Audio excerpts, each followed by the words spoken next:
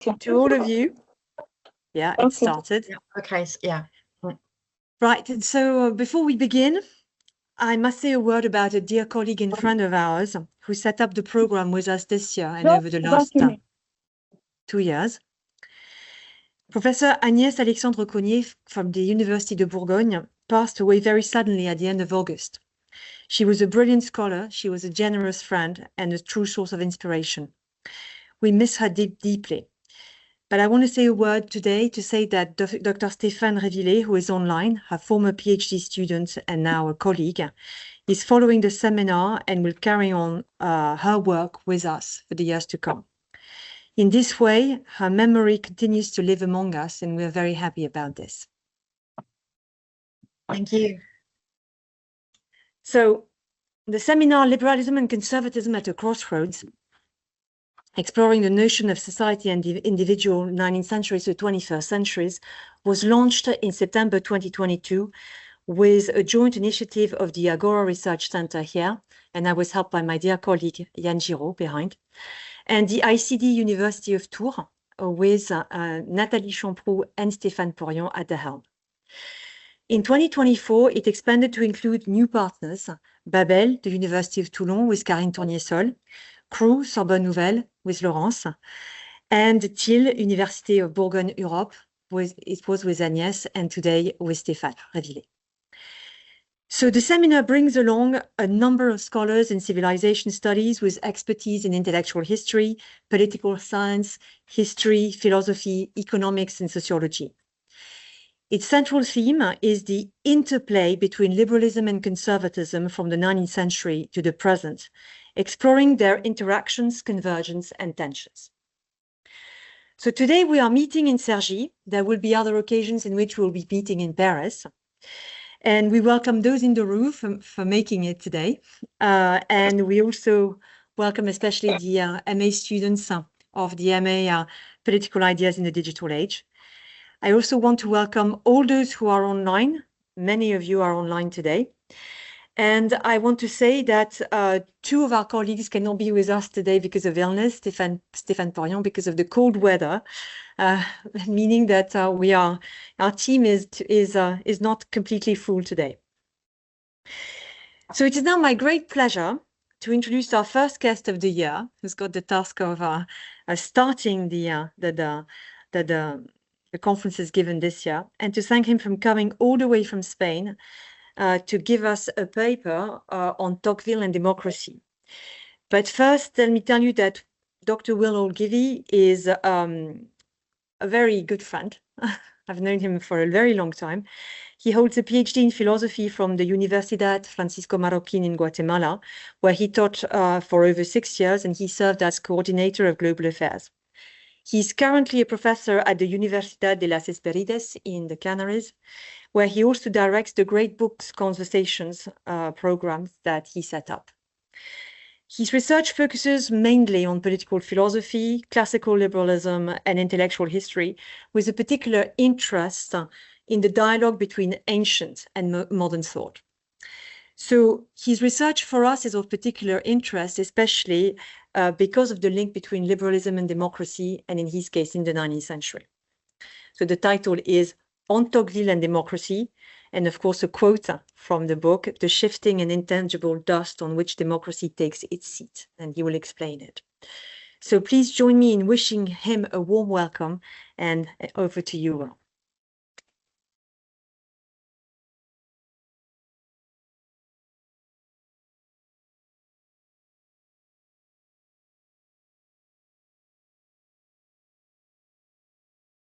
Thank you, Catherine, for the kind words and for having me here. It's a doubly humbling experience, being the first seminar of the year, I think, for me, so I'm opening it up. And also, I think it's the first, no, I know it's the first time I've come to France to talk of Tocqueville. So coming to the French to talk to them about Tocqueville is always a humbling experience. And I want to thank, well, Catherine for all the invitation and the amazing, we went out for a nice dinner yesterday and the tour around the village. We went to see, I was going to say, Van Gogh's grave which is very beautiful, and I've had a lovely experience. I also want to thank the Agora Research Center for the invitation and all of the colleagues that have made it here through the cold weather, the lone survivors who have made it. Because we've got students of the MA, I wanted to begin saying, I suppose you've heard about Tocqueville for a long time, and sometimes it happens that when they talk so much about an author, you repel it, you don't want to hear of it. That sometimes happened. So I wanted to begin before speaking about his view of democracy and liberalism. Why do I think Tocqueville is important and why he always returns? It's something that keeps coming back. I think firstly, it's because we live in democracies, and for every citizen of a democracy, Tocqueville is a very important reading. I don't think there's ever been a better book on the lights and shadows of democracy than Tocqueville's Democracy in America. I really think the level of deepness in intellectual theory, political philosophy, aesthetics, how democracy lives and breathes. The portrait Tocqueville was able to paint is extremely rich, and that is one of the reasons I think we continue to get back to him. I also think, and one of the problems I have that most of you won't, is that you can read him in French, and not all of the world can do that. Reading Tocqueville is an aesthetic experience, which I think is very important, because aesthetics is such an important thing, as you know, and the way he writes, you can see that in the first lines of the work. And the scholars always love his letters because they're just so rich, not just in the big ideas and his general ideas he always posted, but because they're so beautifully written. It's really an amazing experience. And lastly, I think one of the reasons why I think we keep returning to him after the totalitarian experiments in the 20th century is because of his enduring love of freedom during all of his life. And it's something that's reflected in all of his works. I think these are some of the reasons why I think Tocqueville is always a relevant read. And also, if you want to be contrarian, you can also read him because he says the exact opposite of last year's Nobel Peace Prize in economics, Acemoglu and Robinson. It's not the institutions, it's the mores. What's the correct French pronunciation? Mores? More? That really make societies, not the institutions. It's not about the written word. It's about how people live in a society. So that's another of the reasons why I think he'll be back for us. Right. I chose that word, that line of Democracy in America, which I find very beautiful, the shifting and intangible dust on which democracy takes its seat, because he's referring to the isolated individual as one of the great problems that democracies are going to have. We are like specks of dust, basically, as democracy advances. This is one of the fears he has that I'll explain in a moment. But before I do that, we must talk about equality, which is the thing that most surprised him when he traveled to America. And I'll read a quote of him here. For 700 years, there is not a single event among Christians that has not turned to the profit of democracy. Not a man who has not served its triumph. The clergy, by spreading enlightenment and by applying within its bosom the principle of Christian equality. Kings, by opposing the people to the nobles by opposing the people to kings. Writers and the learned by creating intellectual riches for democracy's use. Tradesmen by providing unknown resources for democracy's activities, and my personal favorite, the navigator by finding democracy new worlds. Tocqueville saw the rise of equality as a providential fact, a great centuries-long tide. Equality meant no fixed barriers, no castes, no surnames or bloodlines that could tie you into a fixed position in society. In my own supervisor's words, Eduardo Noya, the sentiment, or equality meant the sentiment of not being inferior to anyone. And this is important because equality is such a polemic term. What does Tocqueville mean by equality? I wanted to set that straight from the beginning, or what I think he means. This equality is something he cherished, as most of us do today, and rightly so. But this has a transforming effect in society. It has an intellectual consequence, which is very important. The fall of the aristocracy, the guilds, the church, the thinning of the intermediary authorities, the battle of the state, and the eating up of these intermediate authorities is very important in Tocqueville. And indeed, many peasants and other actors welcomed the liberating hand of the state from the tyranny of these intermediary institutions, like Rousseau could see or Nisbet powerfully argued to in the Quest for Community. But this has also a psychological effect, which is very interesting. Individuals lose guides and buffers, and now only the mass remains as reference.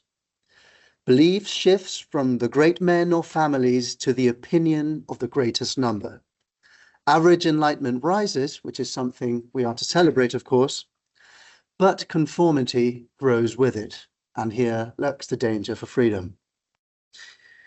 It's interesting that even though we celebrate the rise of equality, deep down, it is not at all clear that equality is something everyone agrees on, of course. Because with honors and rank that are gone with the ancient regime, recognition and status will be looked for in other areas of society. And with democracy, it'll be in wealth. Wealth will be the new marker of status. And this creates an obsession for material well-being. We will be more preoccupied with our own things, our immediate family, as it should be, friends, and our close circle. But as time goes on, we will stop debating and actually participating in the public space. So even though today we live in a, some say, very politicized world, Tocqueville wouldn't think this is politics at all. Sharing memes of Donald Trump or any other politicians is not really politics, or that's not what politics should be about, but about participating in the common debate and in action. A bit before Tocqueville, Benjamin Constant had argued that the danger of modern liberty is that, absorbed in the enjoyment of our private independence, we should surrender our right to the share in political power too easily. The holders of authority are only too anxious to encourage us to do so. So the danger, as Constant was seeing a bit before Tocqueville, Tocqueville was going to really amplify all of this with a lot more depth, is that politicians and bureaucrats will be only too happy if we don't get too involved in public affairs, and that is a danger. With this comes one of the themes in Tocqueville, not just in Democracy in America, which is the book I'll be using during this lecture, but also in the Ancien Régime and the Revolution, is the problem of centralization, because equality creates a desire for harmony. Same laws, same regulation for everyone. But at the same time, harmony is what political power wants because it makes its job easier. We are easier to control in this way. And this helps the growth of centralization. So democracy promotes experiments and innovations. That is something that Tocqueville very much admired in the United States. But at the same time, he says, each citizen pursues his own project, asking the state for some exceptions, just for his project, just for this one time, right? Although he might agree that he doesn't want the state involved in everyone's project, he will like some help for his own project, basically. So that produces, says Tocqueville, an aggregate effect. State power expands imperceptibly in all directions. As equality ages, centralization grows, and the state, and I quote him here, holds them all in its hand. One of the great fears for liberalism of democracy is a problem of tyranny of the majority. Probably the darkest chapters in the first volume of Democracy in America have to do with this. A bit before Tocqueville, Montesquieu, while reflecting on the Romans, had already argued, and I quote him here, that no authority is more absolute than that of a prince who succeeds a republic. For he finds himself with all the power of the people who had not been able to impose limitations on themselves. Hayek, in The Constitution of Liberty, quoted a famous line by the Spanish philosopher Ortega y Gasset about the relationship between liberalism and democracy. And I quote Ortega here. Democracy answers this question: who ought to exercise the public power? The answer it gives is the exercise should be is that the public power belongs to the citizens as a body, which is evident. But this question does not touch on what should be the realm of the public power. Liberalism, on the other hand, answers the other question, which is, regardless of who exercises the public power, what should its limits be? End quote. Tocqueville saw in the majority a danger for a new kind of tyranny. So the core danger of democracy was not who holds power, but its absoluteness. Because a decided majority, said Tocqueville, rushes forward, scarcely hearing those it crushes as it goes. And he made here a very interesting categorical difference between the old tyranny and a new sort of tyranny. The old tyranny, he says, the tyrant could lock you up in a cell, he could torture you, put you to death, hang you. It was a sort of torture on your body. And of course, he could kill you. But at the same time, your soul remained free, basically, in the old system. Whereas in this new tyranny that comes with democracy, it's a lot more oppressive because it leaves your body alone, but it really chokes your soul, is what he's trying to say. I'll quote him here for it. Tyranny, referring to the new tyranny, does not proceed in this way, that is, with whips. It leaves the body alone and goes right to the soul. The master no longer says, you will think like me or die. He says, you are free not to think like I do. Your life, your goods, everything remains with you. But from this day on, you are a stranger among us. You will keep your privileges as a citizen, but they will become useless to you. If you aspire to be the choice of your fellow citizens, they will not choose you. And if you ask only for their esteem, they will still pretend to refuse it to you. You will remain among men, but you will lose your rights to humanity. When you approach your fellows, they will flee from you like an impure being. And those who believe in your innocence, even they will abandon you, for people will flee from them in turn. Go in peace. I spare your life, but I leave you a life worse than death. Today we talk about political correctness, cancel culture. Tocqueville's already, not with these names, but he's already seeing that this is coming. Old tyranny, or in the old tyranny, they might burn books. Tocqueville uses the example of the Spanish Inquisition here, and how the books could be burnt and so on. But at the same time, he says the books flourished in the black market, so ideas kept moving around. But in the new majoritarian tyranny, no one will even think on publishing books that are politically incorrect. This last two words are mine, of course, but you see where it's getting at. So this new democratic despotism is a new tyranny. It's soft, tutelary, and he says it would be paternal if, like parents, it wished their children to be responsible and free adults someday, but it doesn't. This new tyranny wants to fix us eternally in childhood. It infantilizes more than it brutalizes. So there's a causal chain, we could say there, right? So equality places men side by side without a bond. They do not know each other, and so help between each other is hard to get.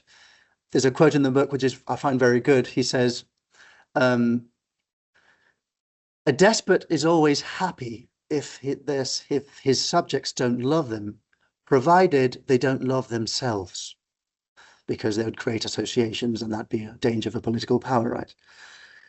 Then they turn inward and politicians expand the Leviathan. The isolated citizen turned his eye now to this immense central power, which is what remains in the ruins of the rest. So the democratic man is an isolated being. Tocqueville is not the first one to use the word individualism. I think the St. Simonians beat him to it, but someone here can probably correct me on that. And when he talks about individualism, he's not referring to raw egoism, but a withdrawal into this small circle. And I quote him here, "Over time, individualism dries up public virtues and collapses into egoism. The thread of time," he says, "is broken. Care for the ancestors and descendants fades." He says, in democracies, you won't really care who your great-great-grandparent was or what maybe your granddaughter will do, 50 years' time. You don't really care about the family as the old aristocratic families might have cared for a name. And that creates a problem, as we shall shortly see. Citizens become weak, isolated, docile before the majority, reliant on the state for everything. Or as Neuer said it is a world without society, and my favorite quote of him here, an individual without individuality. This is Ortega y Gasset's mass man, or Hannah Arendt's atomized subjects of the totalitarian regimes. All of these echo Tocqueville a century after him. And I read Tocqueville here again. "The citizen falls under the control of the public administration at every instant. They are carried imperceptibly to sacrifice new parts of the individual independence." And this is very important. "The same men who overturn a throne and trample kings underfoot bow more and more to the slightest will of a clerk." This is a gloomy picture. And of course, Tocqueville wouldn't have written Democracy in America if he only saw this shadowy sort of totalitarian nightmare that was upon us. And through the whole book, he gives us ways out, like Ariadne's thread. He's trying to give us a way out of all of this. There are some chapters that deal specifically with the solutions and how the Americans temper with this problem, but not everything is in there. And you really have to go through the whole work to see how he expands many of the ideas that are there. I called them the reefs of freedom, his solutions to this problem of a new tyranny that is created by this isolated individual, really. Tocqueville wrote, and I quote him here, "Democracy, don't you notice that these are the waves of the flood? Instead of wanting to raise impotent dikes, let us seek rather to build the holy ark that must carry the human species over this ocean without shores." The image of the ocean without shores is the image of a world in which equality has already triumphed. Remember that Tocqueville is writing in those decades when some people in France still want the old regime back, and others welcome democracy, maybe for Tocqueville's taste too completely, what Hayek would later call dogmatic Democrats. But Tocqueville wrote this book giving a way out, basically. So like Pandora, Tocqueville still found hope on what can be done. And he actually saw that the Americans got some very interesting stuff very right. He develops the concept of what he calls the interest well understood, in which in democracy and in a free society, individuals acknowledge that they need help from others, so they help when they can themselves. And I quote him here. "Interest well understood does not produce great devotions, but it suggests small sacrifices every day. By itself, it cannot make a man virtuous, but it forms a multitude of steady, temperate, moderate, far-sighted citizens who have self-control, and if it does not lead directly to virtue by will, it imperceptibly draws closer to virtue by habits." What are these reefs of freedom? He talks about the importance of, to start, the juries and the judiciary in the United States. The judiciary formed a conservative force, he says. "Judges, often appointed and bound by precedents, resist sudden change and provide a kind of new artificial aristocracy." He's interested in this concept of artificial aristocracy because he was seeing that one of the good things of the old aristocracy is it could balance the will of kings. It's an intermediary institution that could break or put a stop to the will of a capricious king. So he's interested in seeing how these artificial aristocracies can be bound up. So the judiciary forms a kind of new artificial aristocracy that balanced majority power if it turns too capricious, like it would old kings.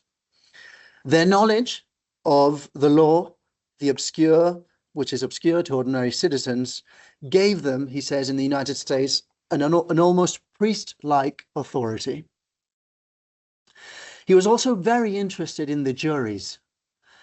And he was interested because the juries vested each citizen with a magistracy, a free school of responsibility. And I read Tocqueville here. The jury teaches each man not to retreat from the responsibility for his own actions, a manly disposition without which there is no political virtue. This is very interesting. It vests each citizen with a sort of magistracy. It makes all feel that they have duties to fulfill towards society and that they enter into its government. By forcing men to get involved in something other than their own affairs, it combats individual egoism, which is like the rust of societies that ruin nations more than armies do.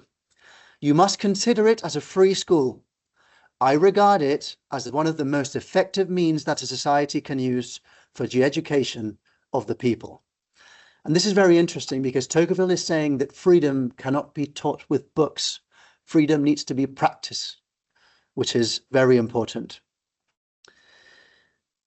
The other reef, perhaps the Great Barrier Reef, are the associations, which is maybe the most famous Tocquevillian term on his solution here. They are also, as you can imagine, practical schools of freedom. They teach responsibility, cooperation, the resistance to centralized overreach. Let me quote Tocqueville here again. The inhabitant of the United States learns from birth that he must depend on himself in the struggle against the ills and difficulties of life. He looks upon the social authority only with a defiant and uneasy eye and calls upon its power when he cannot do without it. This begins to be noticed as early as school, where children, even in their games, submit to their own rules and punish their own infractions. The same spirit is found in all actions of social life, and I find this beautiful. An obstruction occurs in the public road, the way is interrupted, traffic stops, the neighbors soon get together as a deliberative body. Out of this improvised assembly will come an executive power that will remedy the difficulty before the idea of an authority predating that of those interested has occurred to anyone's imagination. In the United States, they associate for purposes of public security, commerce and industry, pleasure, morality, religion, for everything. There is nothing that the human will despairs of achieving by the free action of the collective power of individuals. End quote. This ability of neighbors getting together and giving solutions to social problems, it's something that amazed Tocqueville. It is a new sort of artificial aristocracy. And lastly, even though there are a couple more small ones that I've cut maybe in the conversation, we can have a go at them, there is the invisible barrier, religion. This is one of the most interesting one in Tocqueville, because again, there are many people in France when he was writing that think that religion and freedom cannot go hand in hand.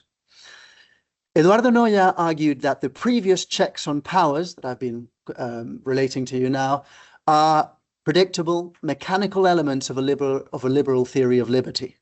But Tocqueville already in the first part of his book goes further and announces that liberty is something saintly and great that cannot exist without mores or religious beliefs. Montesquieu, of course, had already pondered on this, on religion as a check on power, and you'll see where we get the ideas of the reefs and these all maritime images of freedom. And I quote Montesquieu here. In the same manner as the ocean threatening to overflow the whole earth, is stopped by weeds and pebbles that lie scattered along the shore, so monarchs, whose power seems unbounded, are restrained by the smallest obstacles and suffer the natural pride to be subdued by the supplication and prayer. He's talking about religious authorities, of course. I wish I could read this in French because I bet it's even more beautiful than in English. So Tocqueville saw religion as an invisible barrier, not institutions, but mores that safeguard liberty. Religion prevented democratic despotism by shaping a moral horizon. From the Puritans onward, religion in America fostered education, moderated the laws, and let's not forget, few laws mean a freer people, restrained the excesses by setting moral limits, and I quote him here, law allowed everything, but religion prevented from imagining everything. Religion shaped the mores that sustained freedom because it curbed material obsession.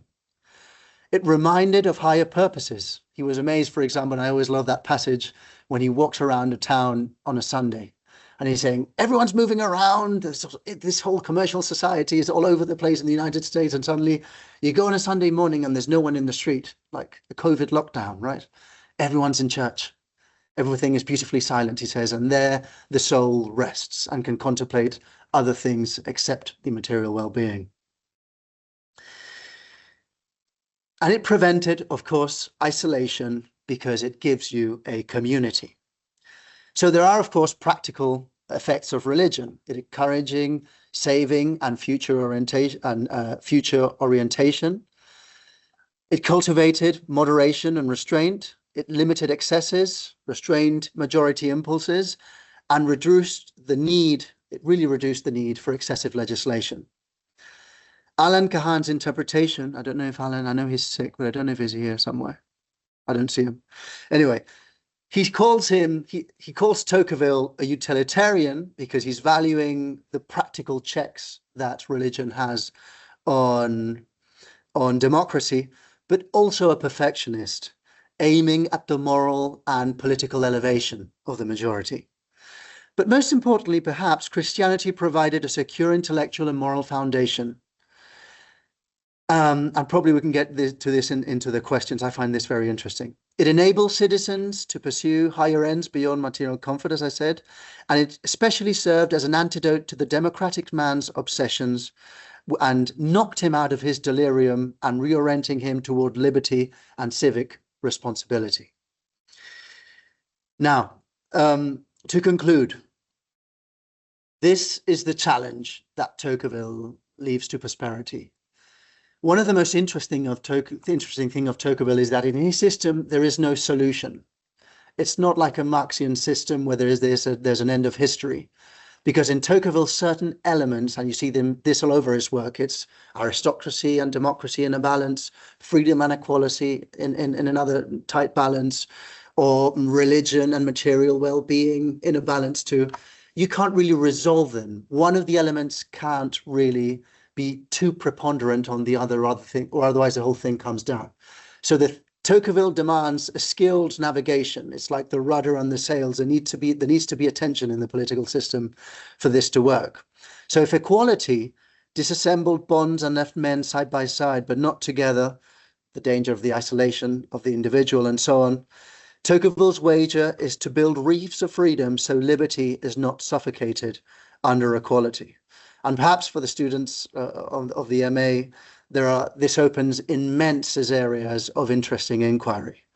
Like faith and liberty, can democracy and freedom endure if societies lose their religion foundations? Are all the religions equal in that respect? These are some last questions I'm just giving to you to ponder. The return of tyranny. If Tocqueville saw isolation as the seed of despotism, could the totalitarian nightmares of the 20th century return again? Is there a relationship? Was he really onto something when he was talking about this isolated individual? What about digital despotism? What does Tocqueville's soft tutelary power look like in the age of algorithms, platforms, and digital nudges? Is the screen today's Leviathan? Yes, no, why? And also generational change. What happens to democracy when a generation grows up more at home online than in face-to-face associations? Are virtual networks a Tocquevillian association or a parody? And question of the Moors. If Acemoglu is right and institutions are enough, what explains the fragility of democracy today? Lastly, and I end with this, political science, as Tocqueville once argued, following Madame de Sévigné, always demand a recommenceur, he loved to say. And this is why I think we are here today, and this is why I think what we do here is very important. Thank you very much.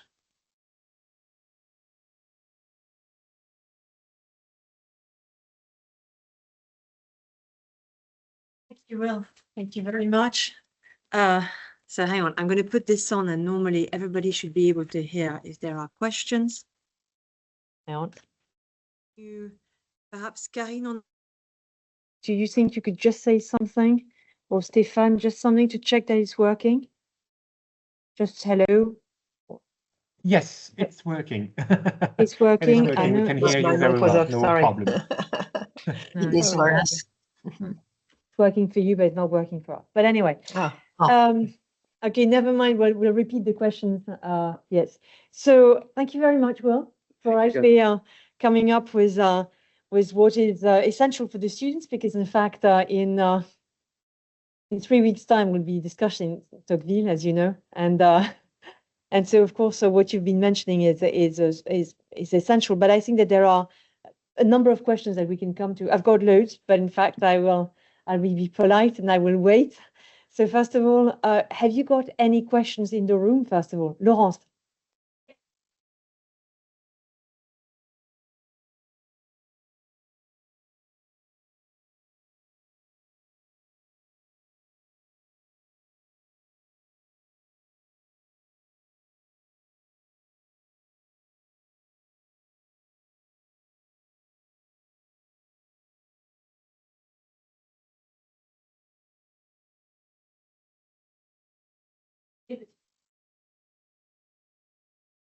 Age when there were not such, and I'm talking about perhaps the non-political.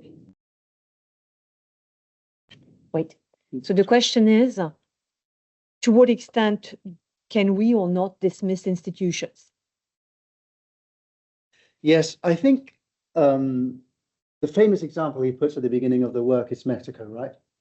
As a test to why mores are supreme, he's saying, well, look at the Mexicans. They've copied the American Constitution, and Mexico just goes from the most wildest anarchy to the wildest military dictatorship. So just the letter doesn't matter unless the spirit of the people gives that letter life. Rousseau had said that before Tocqueville in the Social Contract, when he was reflecting on the Moors too. So I think that there's a point that you're making there. Maybe it's not, he's not saying that institutions are completely irrelevant, but that the fountain of institutions is the mores. Unless the people live them, they are destined to change. I'm always reminded, although Tocqueville didn't really like the Greeks, to my own, I always found it fascinating. He didn't really like Plato, except there's a letter of him saying he likes Plato's metaphysics, if I'm correct. But one of the most tragic parts of Plato's Republic is when he's saying that everything in the world, in the material world, is destined to change because people change. And when the values of people change, then the institutions are actually going to change. You see that very well in Plato's 8th book of the Republic, when there's the degeneration of the famous political regimes. So I think Tocqueville is saying that, of course, a free people will produce some institutions that will help guarantee that freedom. And maybe if a dictator or something like that appears under the scene, they might be able to help. But unless the values and the mores that safeguard freedom are passed from generation to generation, those institutions are just wet paper, is what I think, or at least that's my interpretation. Yes. You're welcome. Thank you. Somebody else, perhaps in the room? Yes, Brian.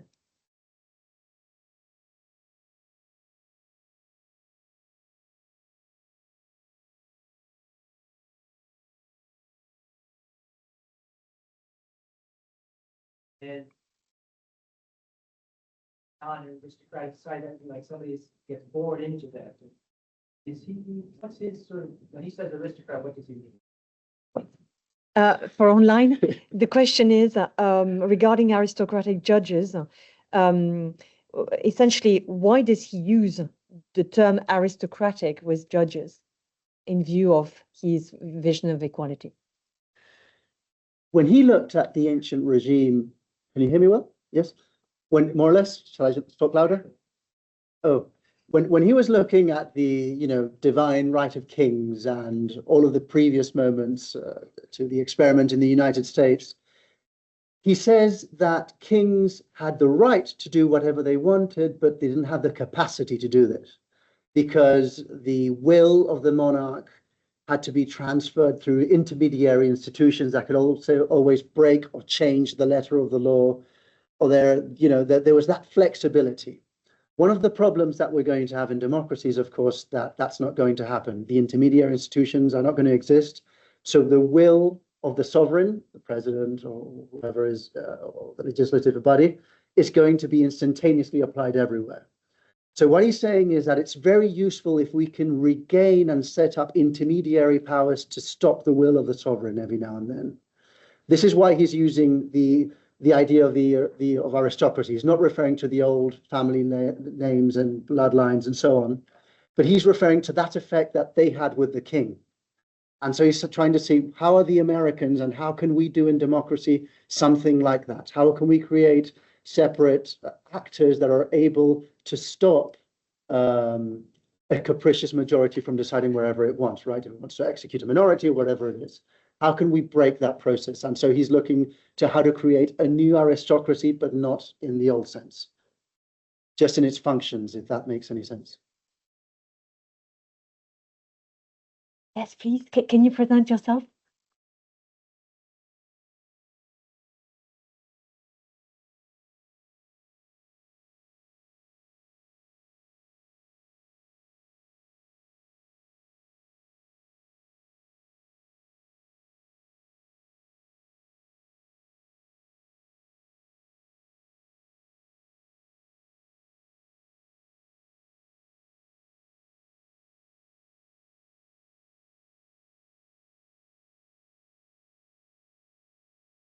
Parliament. My question is maybe a reflection. What is happening in today's world? Is it university? Is it tyranny? The question is, what is happening in today's world? Is it an old or a new tyranny, when in fact books and parliaments are burned down? Yes, I haven't been closely as following as I should have, probably the example of Nepal, but I think he's really referring to, let's not think that let's not have the hubris of thinking that we've already passed all the difficult levels of history. Now we've got a democracy, game over, right? That sort of, let's put our foot on the sofa, this is all done, let's just relax. And he's saying, because actually, even though we have many freedoms and equality, many things he champions himself, of course, there are many things like speaking the truth to power is always very complicated, whatever the form of that power is, right? It's as if we're always back to Socrates and the Athenians in one way or another. But when he's talking about this new tyranny, he's specifically talking about democracies, though. I don't know if the taking or the burning down, what he would say about the burning of Nepal, really. Yes, please.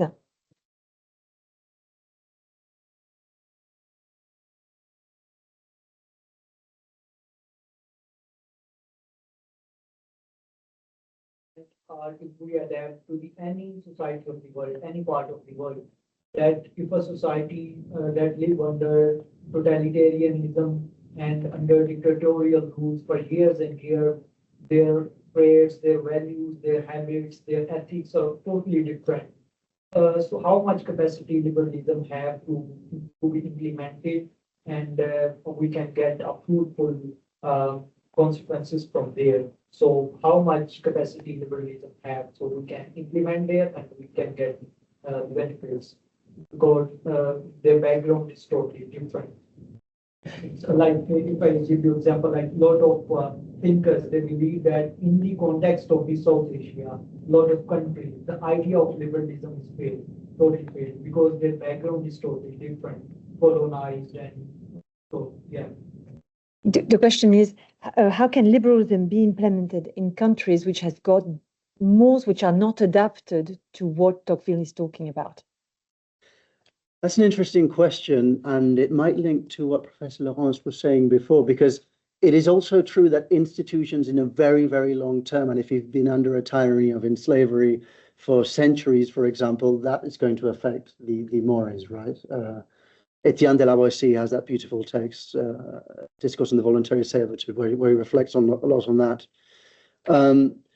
I think sort of the lights and shadows that Tocqueville is seeing here applies to societies in which the concept of equality is arriving, like he's seeing all over the Christendom, right? The reason why he's wrote Democracy in America is because he thought he was relevant for France and Europe. So the famous thing about Tocqueville when reflecting on the French Revolution is that it wasn't even a French and not even a revolution. It's not a revolution because a revolution is prior, it happens in the mores, and the French Revolution per se, it's just the political institutions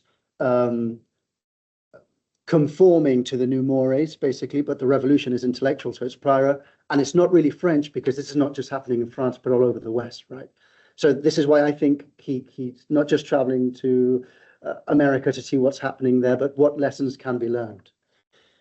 I would say, autocrat or no autocrat, if you want to follow the Tocquevillian framework, you really have to be paying attention to equality. Is that idea permeating those societies where that is not being interpreted? If not, then that's going to continue as it is. But if equality is coming in through the West with liberalism or not, then that is going to produce certain tensions in a society. I don't think liberalism normally works when you put a gun in a head. That's been tried in many places. Many dictatorships that wanted to give certain economic freedoms, but not others. I don't think that is a good idea and a way to do it. But there's the only thing you can do if your question is coming at how can you do to expand liberalism in those societies, then it's really conversation. You can't do many other things than persuade, converse, read. That's how it works, really. Yeah.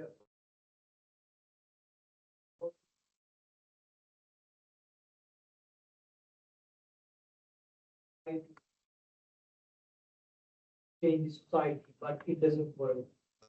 Iran, Pakistan, even in India under Congress rule. So I think the nature of the people are so manipulative, living under the rule. So yeah, that was my answer. Yes, so I think Tocqueville would agree there in the sense that it's wet paper if the people don't have the mores for it. Yeah. Thank you. Yeah, it cannot be imposed also. No, yeah. Yeah. I can see that Mina has got a question. Mina, can you actually perhaps put your camera on and ask the question? If you're there. I can see your... Hello. Yes, that's right. Thank you for the presentation. I hope you can hear me well. Yes, so my question was kind of inspired with on the one last comment you made about religion and where religion plays the role in or whether it functions well with Western democracy or the concept of democracy in general. And one other thing that I had in mind was the recognition of the state of Palestine by many Western democracies, especially the European ones. And now I think my question, or I think it's a very open question, so feel free to interpret it however you like. But with this recognition of state of Palestine, are we maybe leaning towards making the same mistakes again, or trying to democratize or implement Western democracy? Is this going to happen again? Like, are the Western powers going to try and reestablish this new democratic society in the state of Palestine after the genocide hopefully ends? or is something else going to happen? Like, what would you say could be the possibility, or how would you interpret this through the theory that you presented to us? Okay, so were you able to hear? Yeah, okay. Good luck with this. Thank you, Mina. Mina, I don't want to upset you too much, but I won't be able to reply because I don't know exactly what the Western powers and non-Western powers are finally going to decide, or how everything is going to end in Palestine. I don't know either if they go through the sort of Westphalian system of state, does that make Hamas then the legitimate authority in Palestine? I mean, there are very interesting questions for studying. But I'm not sure what's going to happen. So I really can't see. I don't have a crystal ball for it.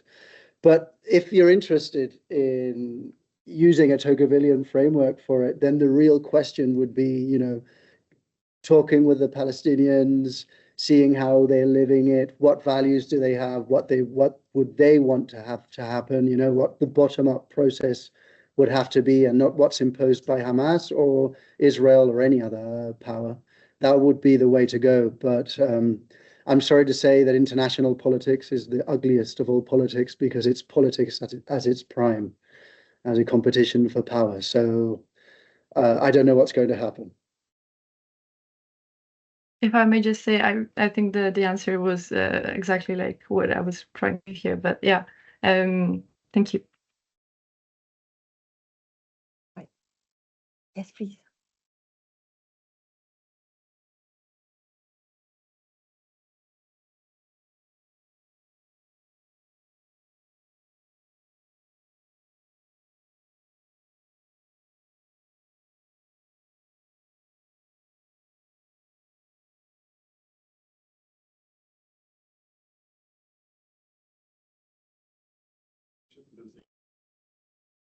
Yeah. So the question is about the importance of the moral foundation of Christianity for the system to work. Yes, he says that tyranny can do without religion, basically, but not the new democracy that's appearing. It will need it. And he does make a differentiation in religion. For example, he favors Catholics over Protestants in the United States. And it's not just because he was brought up as a Catholic, like people say, oh, he was French, so he prefers Catholics, right? It's more interesting than that, actually. He prefers Catholics because he sees Protestantism as too close to democracy. Because there's not the hierarchy that the Catholic Church has, with strict dogma and the creeds and all of the rituals that you have to follow very sort of unchangeably through the centuries. He sees the problem that the Protestants are going to be, creating different types of interpretation in Protestantism, and that's going to end up being too close to democracy. As a matter of fact, many Protestant churches in the United States, you can see that, like many modern ideologies taking over these churches. So in this sense, I think Tocqueville was very, again, with his crystal ball that always applies. But at the same time, I didn't have time to get in that because I needed it. I didn't have time. So I'm glad you made me that question. Because one of the things that democracy does, I just said it very quickly in my exposition, is that he sees, for example, in New England, how the towns work. And he says, Rousseau would love this because this is like a social contract, like people just getting together, deciding what they want. So they are extremely free. They don't have to battle an entrenched interests like in France or in the old continent. They have no aristocracy or other powers. It's just them deciding for themselves. But at the same time, they are very, really, really religious. So you can get into very big trouble if two 18 or 20-year-olds that are not married are walking by the hand because they're very Puritan, very strict, and they can get into very, very big trouble. And at the same time, there's the death penalty for every kind of basically stupid thing. Tocqueville says, like, these people are really strict with the death penalty. They go everywhere. Sorry, they want to give the availability of punishing with the penal capital is very high, but at the same time, they nearly never do it, which is, he says, this is very interesting. And it's because they have such a good moral upbringing that people normally just follow the rules and the law, so they nearly never have to apply it. So one of the things that religion gives, and Christianity in particular, is saying it gives you the great replies of humanity's biggest question, like, is there life after death? What is the meaning of my life? What am I doing here? Every one of us as human beings we have to go through that questions many times during our lives, and we get to different conclusions every time. We're lost half the time. And he says the great thing about religion is it gives you those very important answers to those questions. And because you've got that sort of settled ground, you're able to pursue great things and to improvise great things in politics, to innovate, in a capitalist or not capitalist system, however you want to see it. But because it gives you that firm ground, you're able to really exercise freedom. My supervisor once wrote an interesting paper on this, and he ended the paper saying, what if Tocqueville's right and our current evils are coming because we got it the upside down, right? So we're a mess spiritually. We don't know where we are, what we're coming from. We've got people having crystals under their bed, people, praying every kind of things. Some people are doing mindfulness now like a religion. Others are doing yoga, like this kind of constant spiritual intranquility. And this is affecting the political systems too. I thought that was a great question. Just wanting to say is that next week we'll be studying Eduardo Nola's, with the M2 students, we'll be studying the paper on Prince algorithm. And in fact, Eduardo Nola was, and still is, a mentor to Will. Yeah. It's a brilliant paper. And it's funny how it ends too. I'd love to see, could I connect and hear what's the conversation? I can try. Okay, I'd love to hear what the students will reflect to it. Yes, who's a great specialist of Tocqueville, absolutely. Have we got yes, please.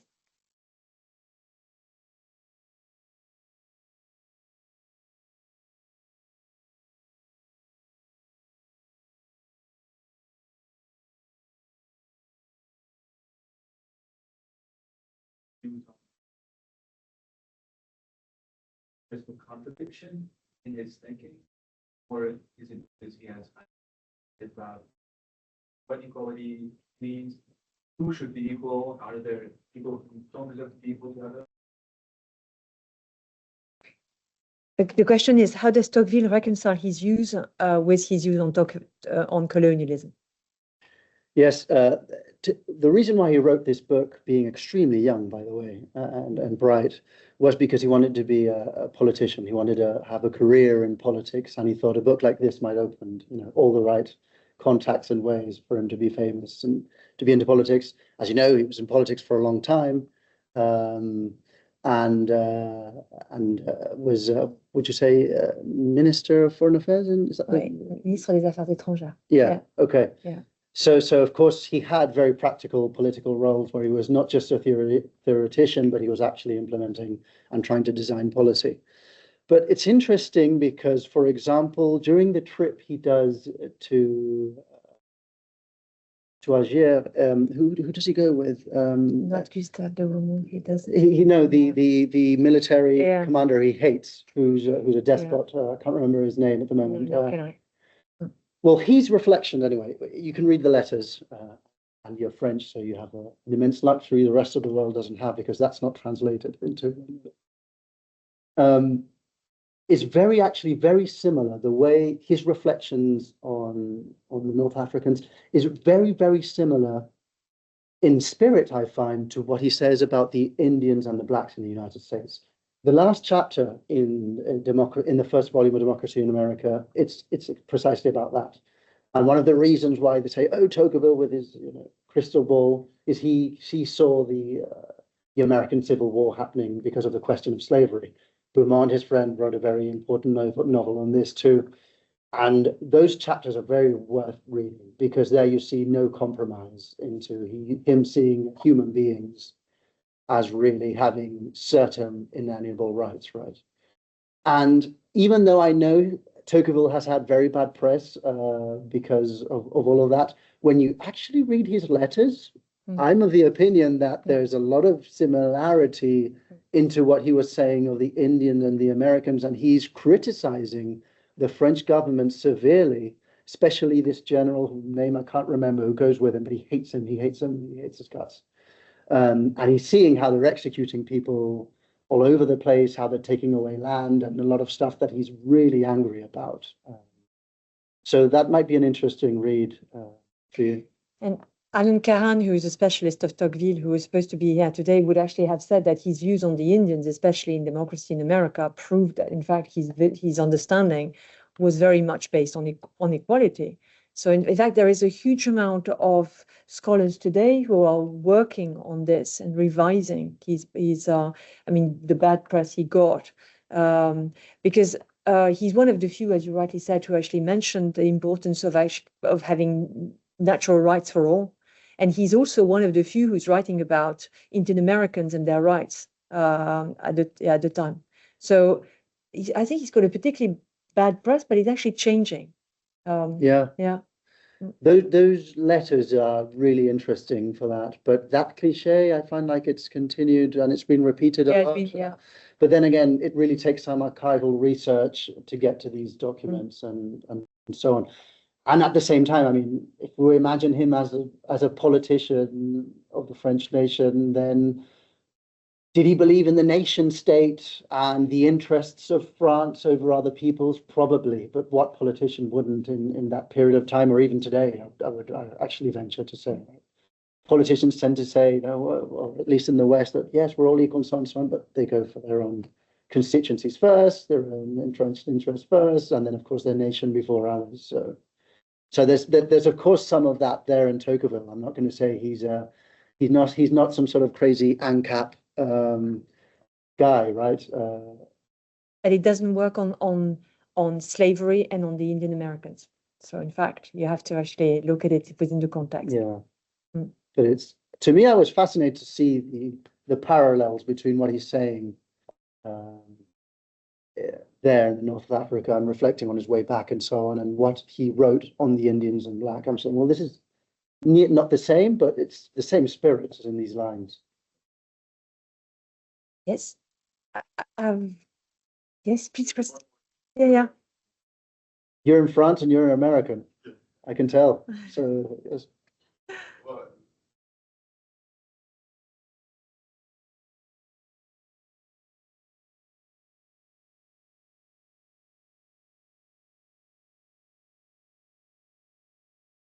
Yes, I do recommend those final. You're using Noya's 2 volumes or the 4-volume with? No, we're using an English extract, but Eduardo Nola's a translation. Okay. Yeah. It's at the end of the first volume of Democracy in America. You've got those chapters were really, really interesting, and they're very tragic to. I'll fetch them out. To read. I promise. And at the same time, here again, it's an interesting way to look at the problem of the new tyranny of democracy, because even though as he travels south and he sees the harsh reality of slavery, at the same time he's saying, well, these northerners that supposedly, slavery is illegal here and slaves, should be one more in society. That's really, really far away from being the case, as you know, until the 60s, the 20th century. And so on. There's a lot of advancements that needs to be made for the cause of freedom of the slaves and the liberated slaves of the north side of America. But an interesting moment is when I think he asks someone in a voting booth, why is there no one coming up of the freed slaves to vote? He says, would it be legal? Well, it might be legal, but they won't come here. We won't allow them to vote. And he's like saying, well, if this is the reality in the north side of the United States, this is really tyrannical. But it's not that much, you see, the state doing it, or not the typical old type of tyranny, but it's this new tyranny of the mob, basically, that he's reflecting. And it is very interesting to read. But anyways. I'll fetch it out and I'll actually put it. I promise. I've got questions. If nobody has got a question left. Okay, so my first one is that you were talking about the solutions about, well, of course, juries, and you were talking about civil associations and about religion, but you didn't talk about freedom of the press, and you didn't talk about the role of family and especially the role of women. So can you say a bit more, perhaps? Yes, yes, of course. You're completely right. I didn't have time to get into there's one of the lines he says, the free press is like an association. So one of the great things that we have in a democracy, if we've got free press that is not dependent on majority opinion, so on, so on, so on, is that an individual that is somewhere remote suddenly is able to read people that share his values in the press. And he says this is extremely important, not just because the press, of course, can keep power being honest and so on, which is the classical approach to it, I suppose, but also because it forms this community around newspapers. Today, we could also say think tanks and coalitions and associations of groups that share values. And one of the things that's very interesting, I couldn't get into it in the exposition, but associations are very important because they get us into a sort of small community with our fellow citizens, and we talk about the public thing and so on, and that is very, very important.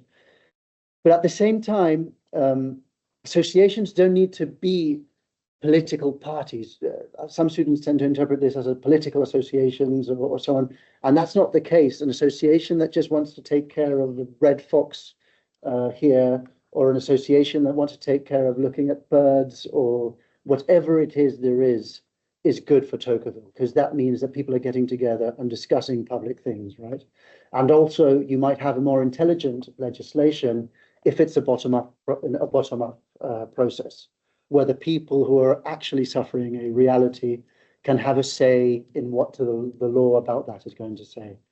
And regarding the role of women, yes, of course, the role of women is very, they are in democracy in America, he says, the keepers of the mores, right? So the traditional family is something that's extremely important, because there you find where the mores are actually coming from. It's not from the dads, it's from the mums. It's basically what he's trying to get at. I don't know if you want to expand on that too. No, because also he was criticized also for actually bringing into women this idea that they were the keepers of the mores within the traditional family structure. And so obviously enough, this is questionable, especially with modernity. But I think that, again, there's a new current of research working on this, and Tocqueville and gender. And so if you're very much on the right, you will have the trad wives.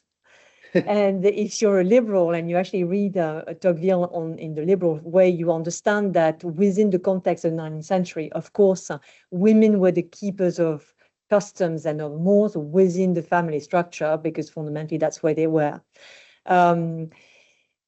One of our colleagues, Christine Anderson, is working on this.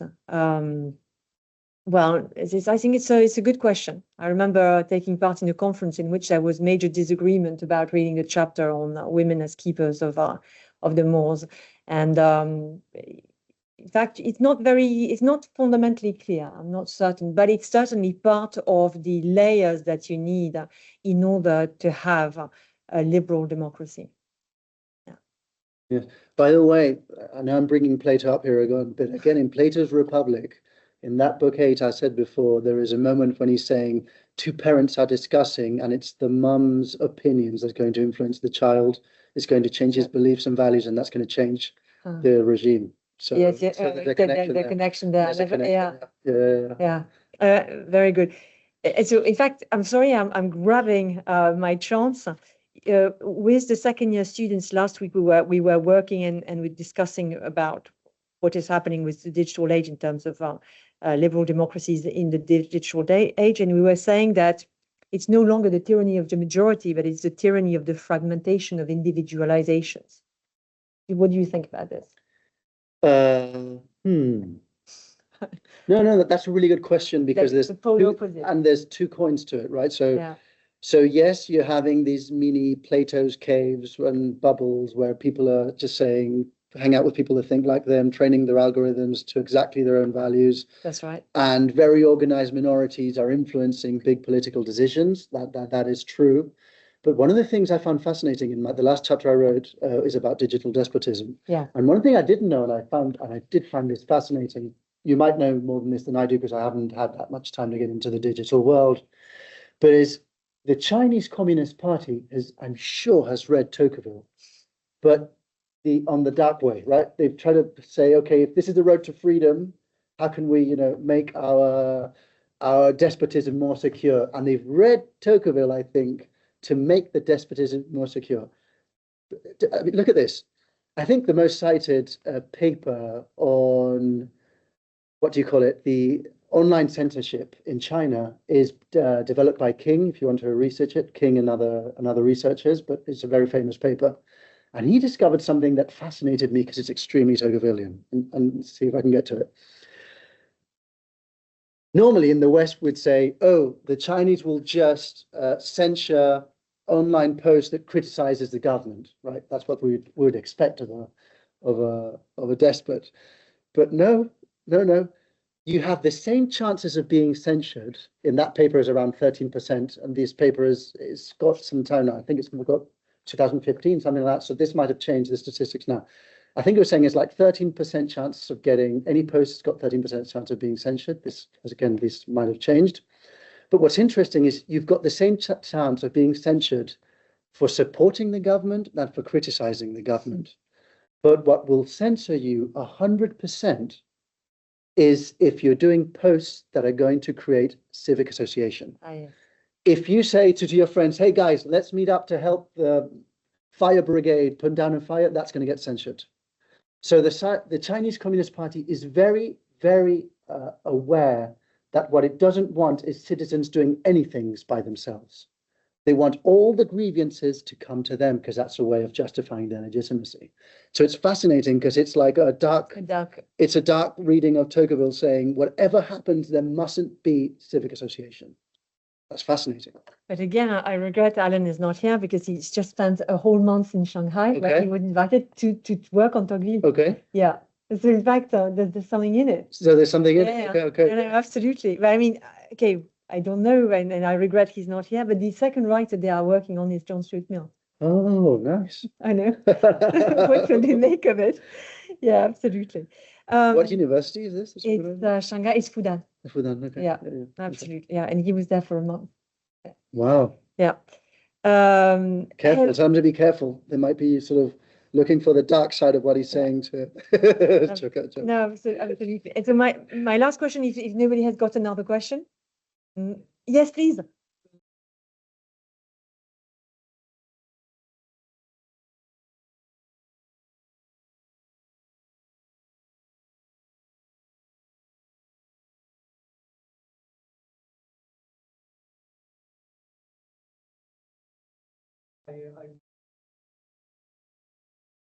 Affected by state. So in China, there is a narrative that, okay, a state is doing everything, but you are safe here. You don't need everything. You are protected. But on the other side, we're talking about no, I must have freedom of expression. So which narrative is dominated? Which narrative is good? So because those who are talking about freedom of speech, they don't have a good job. They don't have like health services and all those things. But in China, they have everything like they got people, millions of people out of poverty, and they have their own houses. So they don't talk about this. So which narrative is you think dominated? Wait. So the question is about the tension between liberal democracies in which there is freedom of expression and sort of despotic regimes in which there is a certain level of social well-being without freedom of expression. I find that is a sort of a false narrative. Because if you look at the most prosperous countries in the world, they are almost the freest in most senses, right? Socially, politically, economically, so on. The only reason why the Chinese developed a proper economy with Deng Xiaoping and from there onward is because they started applying principles of free market. So it's because they've let in doses of freedom that the Communist Party has been able to pull off legitimacy based off the ability to create, a strong, growing middle class, and so on, so on, so on. So, if it's what my opinion is, if you look at the Freedom Index, for example, and you see what countries they are, you'd always say, I would live here, I'd live here, I'd live here, I'd live here. And the bottom down the list, you go, they said, I'd definitely not live here, definitely not live there, etc., etc., etc. There's also some other narrative which maybe goes a bit outside the area of what I'm saying now, which is, was the international community in a good spot, or was it a good decision to, free trade with China, let them in into, international institutions, that kind of debate that's always been repeating. And some said at the moment that if you create a rich society with a middle class, that's going to turn itself into a democracy. Some now are saying, well, you are wrong. That's not the case. You see, the regime is super stable and so on. But these things, you have to be very humble when looking at them, because you really never know what's going to happen. Yes, the regime looks like it's very stable now, but Tocqueville's first line in The Ancient Regime is, there's nothing to put more intellectuals into more modesty than the history of the French Revolution, because nothing was so well prepared and none of the intellectuals saw it coming, right? So I think there is an interesting debate, but I would go freedom, freedom. The problem that some places are having, and I'll end with this if you want to, is that some places that there is a lot of freedom of speech and so on, so on, so on. There's starting to be less freedom in economic areas, which is causing trouble in the economy, right? Big debts, that kind of stuff. Well, the Chinese have big debt too, but I would say it's a problem of not allowing freedom to flower, really. Yeah. Got the last question, if nobody has got one. Please, Leah.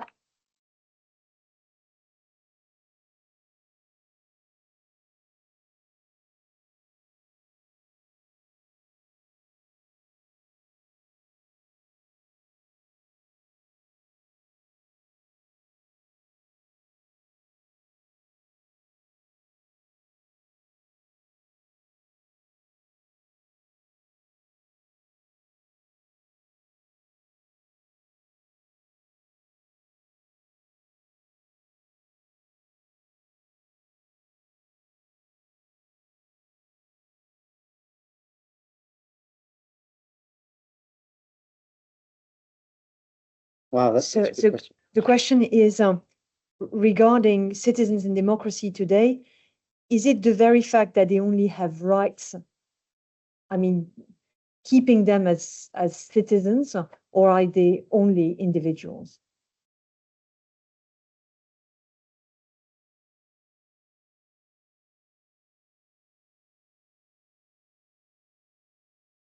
Yes, I get what you're saying. Yes, so if that dark side of democracy that Tocqueville's describing with this isolated individual, does he still deserve the name of citizen? And what did Tocqueville think a citizen is? Okay, so when describing democracy, there are other authors who will give you the institutional definitions of democracy, and we're talking about the right to vote, to get rid of a government you don't like, the right to be elected, choose your representative, that kind of stuff. Tocqueville does nothing like that. He defines democracy as a place where the social state has equality, basically. That's the thing that most things is what really defines a democracy for him. What defines a citizen? Well, because in this book he's trying to sort of warn of the dangers inherent in equality, sort of the excessive equality in which freedom is choked, basically, and we have this sort of isolated clone, this individual without individuality that Noya was saying and that you're saying now. This is what he's saying we're going to get to unless we create these buffers and intermediary institutions where people can still get together. He has a very powerful line, which I'm not going to say exactly, but he says, in a place where politics only means choosing your candidates every 4 years, we will be like sheep choosing our shepherds. That's not a place for a dignant, for a human with dignity, basically. And he's scared that we can arrive to a place like that. If you're interested in that concept, I do encourage you to read Hannah Arendt's book on totalitarianism, because even though she only quotes in the full book Tocqueville once, I think, it's really related how a totalitarian regime feeds of this isolated and weak individual who can't do anything about it. Ortega said it's also a really interesting read, and his book is really short, The Revolt of the Masses. And it's really just like Tocqueville update for the 20th century. The great difference between Ortega and Tocqueville is, of course, that Ortega is already living after the Industrial Revolution, and people are already a lot more wealthier than what Tocqueville had experienced. But Ortega said himself, I'm just updating Tocqueville, and this is like the most famous, brilliant Spanish philosopher of the 20th century. And was rejected for it. Yes, and was rejected for it. But that book is brilliant on how the mass man works and why he's a danger to himself and to the rest. Yes, there is 1 minute left, but please, Leah. Yeah.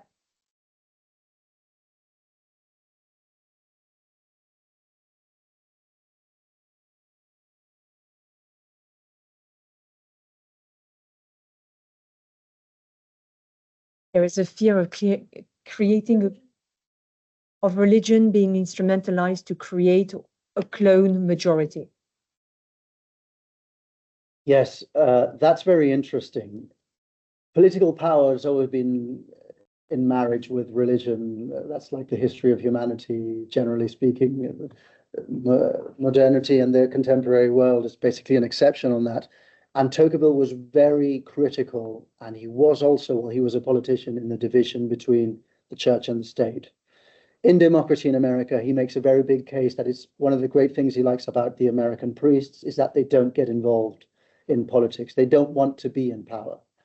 And that is extremely important because he says that's what's going to capture the long-term mores of what we're looking for. That soil of mores that he's really looking for, that's coming from religion, that's really going to be very important for freedom, that comes out of that. So it's very important that they're not in the day-to-day ugly political debates. That's what's going on. Religion needs to transcend to universal principles that are important for humanity.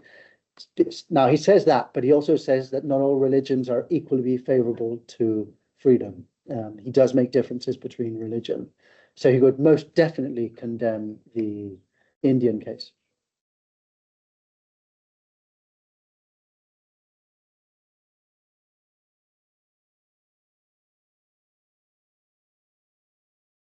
Yes, if it's rhetoric and if it's not in the day-to-day of politics. The problem is if you're getting in the day of today, there's partisans on both sides. And so what he's saying is the church needs to be looking at the long term. And if you get into those battles, you're only going to lose because half of the people are going to hate you. So he's saying the in a democracy that works, that it's super important that it happens, that there are no priests in government. That's extremely important. And that the law does not have that sort of top-down theological design, even if the mores of the people are religious, right? There was one last, Michel, that's right? Yeah, I think you really wanted to, please. Okay, yes, of course.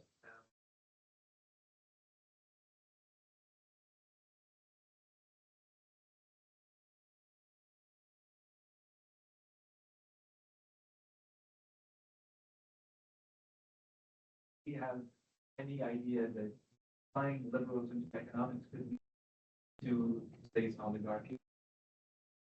Opposite constitute the equality here. So could Tocqueville had foreseen that he's accepting what was a traditional and liberal classical understanding of economics, well, especially in the 19th century, could have led to the opposite of what he wanted today? That's a very good question. You'll be very interested in the chapter he has on the industrial classes. You'll be very, very interested in that chapter. Tocqueville sort of, if we're past, if democracy means equality, and still, you know, human beings desire recognition. Plato talked of spiritedness of that as that part of the soul, which you can't really eliminate. We all want recognition in different areas of our life. So if you want to be an academic, you want to be a great professor. If you're working in a company, you want to be the CEO. If you're working in politics, you want to be the president, so on, so on, so on, right? So humans have this innate desire for recognition. And what's going to happen in democracy is that this is an open world. He likes that. He's saying, well, the fact that your dad's a smith means you don't have to be a smith now. You're not in this guild, which is, you know, the stars have decided your fate. In America, everything's open to all. He really thinks this is something morally good. What is the opposite of that? Then it would be going back to a system where the recognition is fixed in classes or important families. He's coming himself from an important family, of course, right? And he doesn't like it. The thing is, even though he says there is a danger in the industrial classes, as I'm saying, that chapter you're going to find very interesting, and he's saying these might be the new leaders in a democracy that has this kind of economic freedom. It has something that is good for him. Sorry, I'm going to go a bit to the right. I'm going to go to England here for a second. Catherine knows this very well, but he was very interested in England. And when at the beginning he thought, oh, I've got to go to England because it's going to be another revolution, right? The aristocracy is about to go tumbling down like in France. And when he gets there, he says, oh, I was really mistaken. No way. One of the most important differences between the English aristocracy and the French is that the English is an open aristocracy, he's saying. So that creates a flexibility in the desire for recognition and the regime that makes the aristocracy more malleable and more resistant to social change.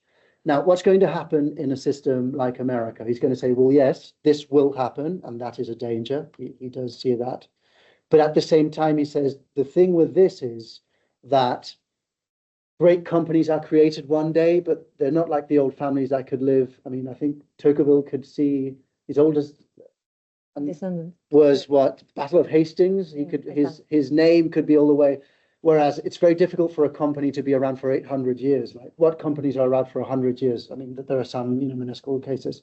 But he's saying because it's an open system and there's innovation happening, not even these new kleptocratic power, if you want to see it like that, have a fixed foothold on power. That's what I would say, at least.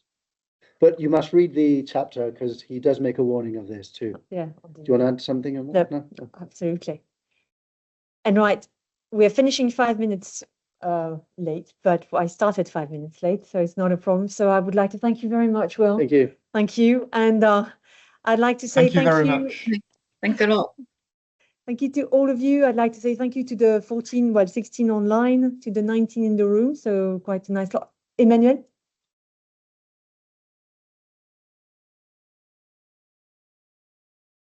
Right.